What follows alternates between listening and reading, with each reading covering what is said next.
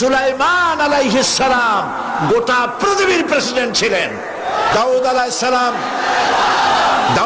সালাম প্রেসিডেন্ট ছিলেন, ঠিক কিনা? কোথায় আছে?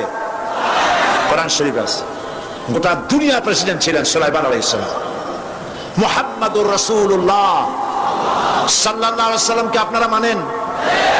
সুবহানাল্লাহ। এই প্রশ্ন তো করাই লাগতো না, তো আমি করলাম কি জন্য? এই জন্য করলাম, মুহাম্মদ সাল্লাল্লাহু আলাইহি ওয়াসাল্লামকে যারা পয়গম্বর মানে, নবী রাসূল মানে, তাহলে তিনি যা করেছেন তাও মানতে হবে। তা যদি না মানো, রবীন্দ্রনাথের গোলাম, আল্লাহর গোলাম নয়, রাসূলুল্লাহর উম্মত নয়। রাসূলুল্লাহ প্রেসিডেন্ট ছিলেন, রাষ্ট্র চালাচ্ছেন, অস্বীকার করতে পারবা? তাহলে কোন সাহসে বলো পৃথিবীর দ্বিতীয় বৃহত্তম মুসলিম দেশে দাঁড়ায়া, কোন সাহসে বলো ভাই, কি করে বলো যে ইসলামকে রাজনীতি, ধর্মকে রাজনীতি ব্যবহার করতে দেওয়া হবে না? তুমি কে কথা বলা? আরো ইসলামিক ভিডিও পেতে চ্যানেলটি সাবস্ক্রাইব করতে ভুলবেন না।